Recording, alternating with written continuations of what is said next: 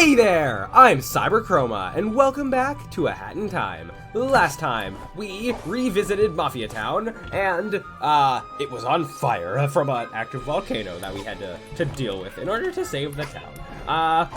And yeah, with that, we are now starting to go back to some of the previous areas that we have explored, and with this episode, we are continuing to do the same. This time, we're going back to the Battle of the Birds chapter in order to finish helping DJ Grooves and the conductor make their movies and compete against each other. Oh, and also in the last episode, from finishing another one of those riffs, the relic thingies, we have another time riff that has appeared, and looking at where this is, that is in the first level, it looks like. Yeah, we can see from all the stuff in the background. Actually, I was in that exact area.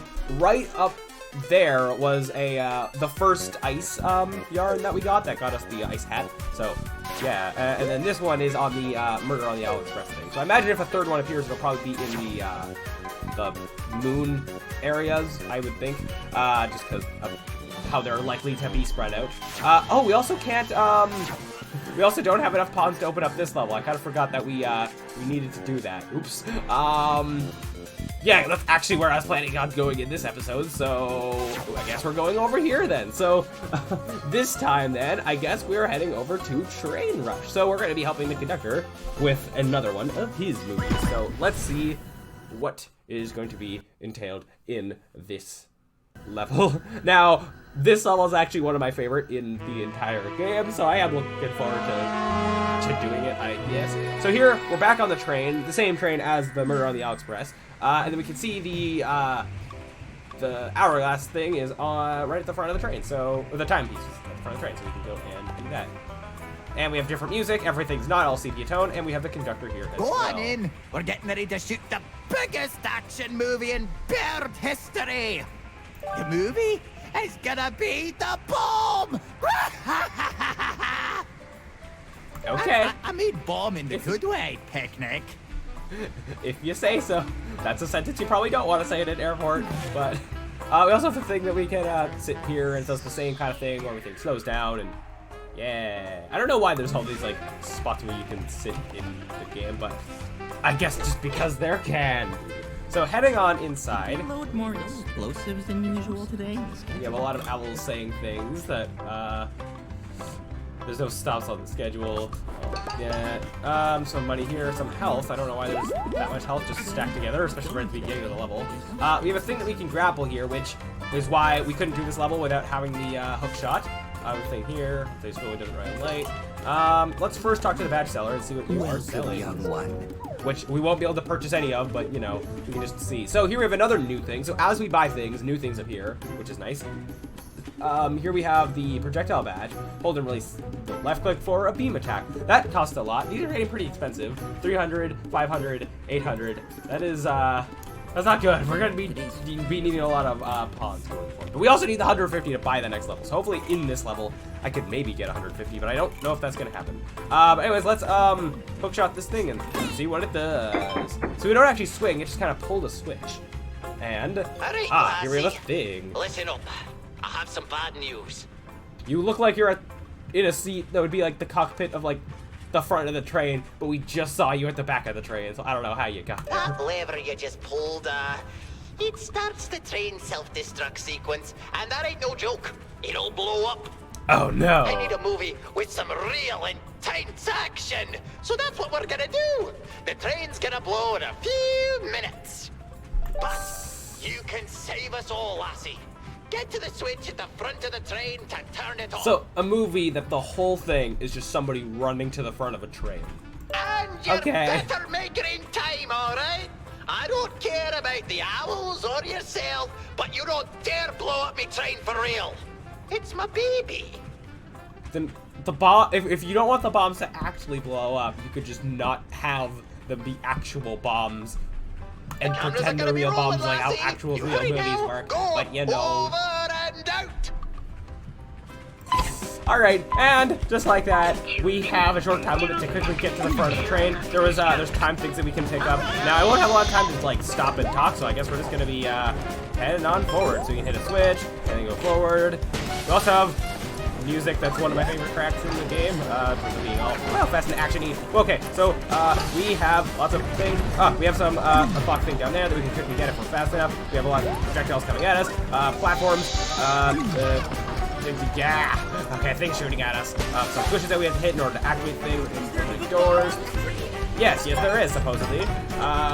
More of the conductors yelling at us. We have people actually playing the music that is over here in the level. We have saws. The train has been cut in half now. Oh, okay. The train has been cut in half, so I don't know how if both sides are still going at equal speed. More time clock thingies. Okay, that all just fell, and then these are like bouncing. Then swing on this, and swing. And again, the train has been massively derailed, but you know, whatever. Hang on this, we head up, and we are somewhere else now. Oh, all that stuff just blew up, and I don't know what we have crashed into. And we have more people playing instruments here, going really fast. I see the TNT there. More things that are very much not train. And we can also see that it's also a lot longer than we saw in the intro thing.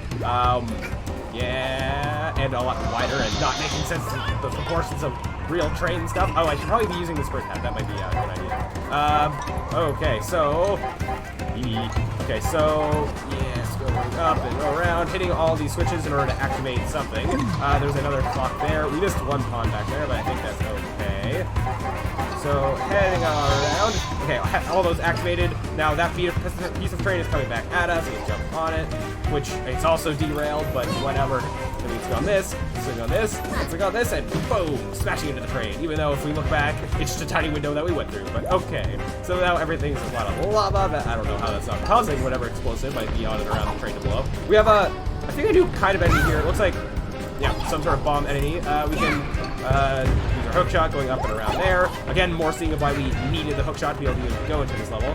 Then we can put that clock there, and wall run. Get these switches, this and that.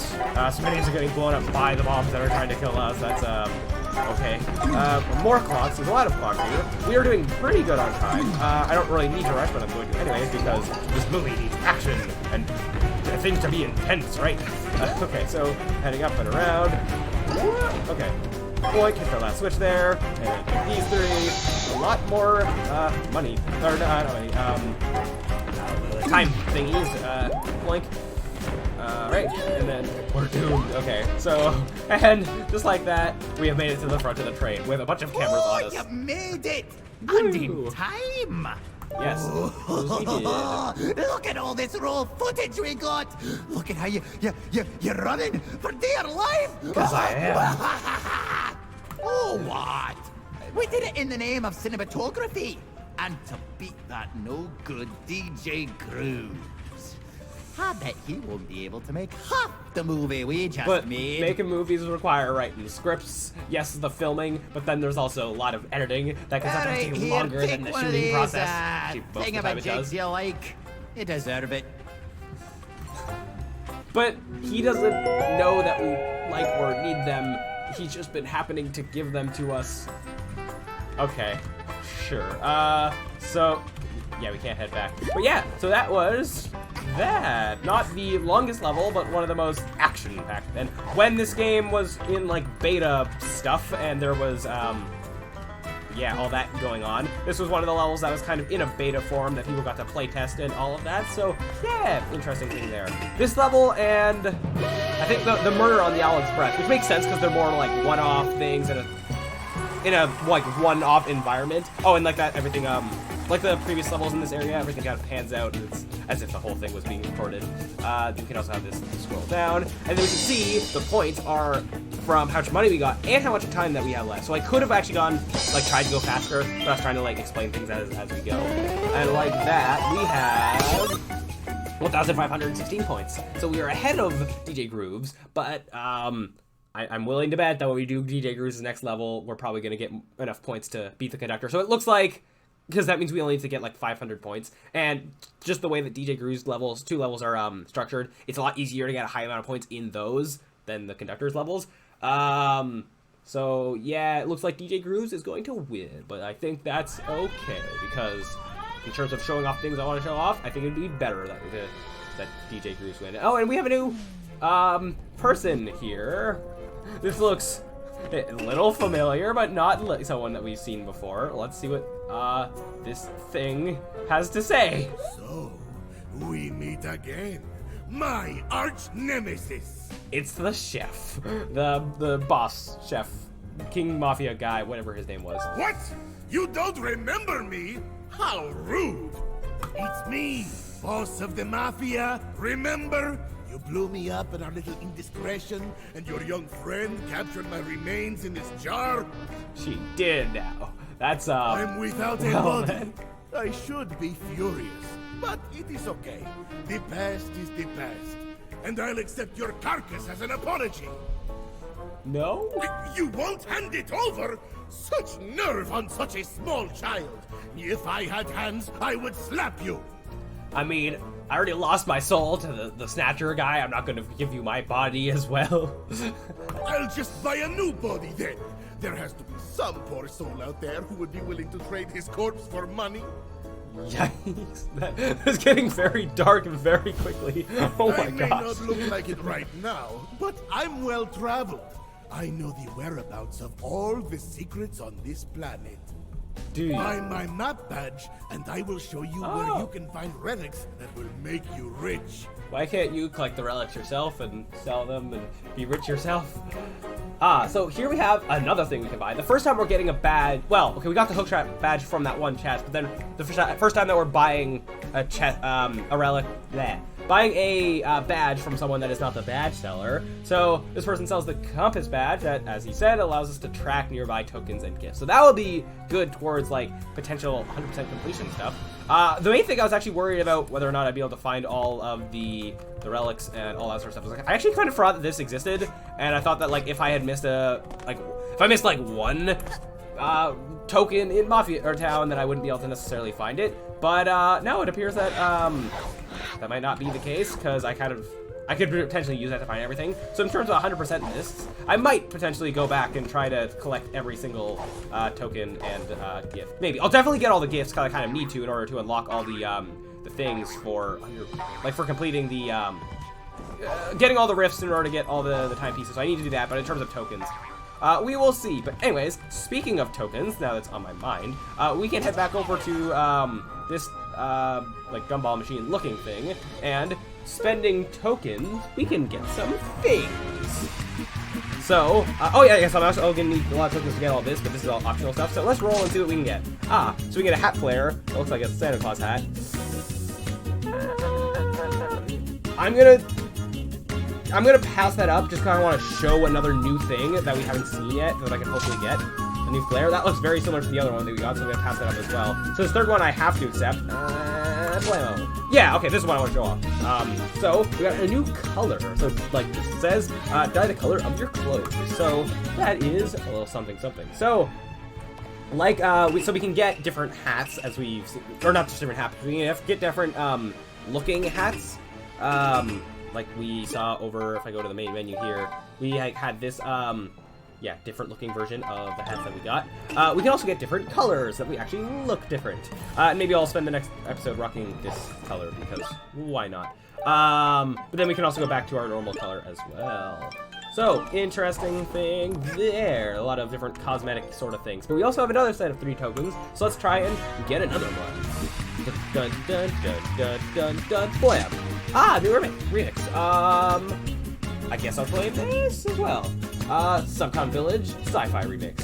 New music remix has been unlocked for Subcon Forest. Yeah, so that's another thing. Remixes. We can go into levels and then have it actually have different music options. So yeah, that's a thing. Yeah, it's pretty cool that exists. I don't actually remember if there's... I don't remember where there may or may not be a setting to do stuff with that. Okay, to like turn off or on the different remixes, but yeah, that is a thing. So yeah, so with that all said and done, I think that will be it for this episode. So next time we are, now that we did an episode in the Mafia Town and Battle of the Birds, we can't do anything more in Battle of the Birds until I get enough money to to actually be able to buy that next level. So I think next time we're going to be heading to the Subcon Forest and do more contracts there to work towards getting back our soul. And then we'll just keep going in a cycle of Mafia Town, then, or Subcon Forest, Mafia Town, Battle of the Birds, and we'll just keep doing that until we start to actually clear all these levels. Although I probably will soon start to go and get all those time rifts done, because I kind of don't necessarily want to save them all to the end. I'll explain why, I guess, when we get there. But I'd like to kind of, I guess, do a mix of doing levels and the time rifts, because they, well, actually I can explain right now, because they are just mini levels, and you'll see that they start to look very samey, so I kind of want to, and they don't really have anything story-wise going for them, so I kind of want to not just save all of them to the end, but like I want to intermingle them with the normal levels that we go through, just to keep things fresh and not be doing the same thing for 5 episodes. Yeah, so that is my plan for there. And when I start doing the timers, I might actually start doing more, like getting more than one timepiece per episode, maybe, depending on how things work out there. But we'll see. So anyways, that will do it for this episode. Thank you all so much for watching, and as always, I'll see you around.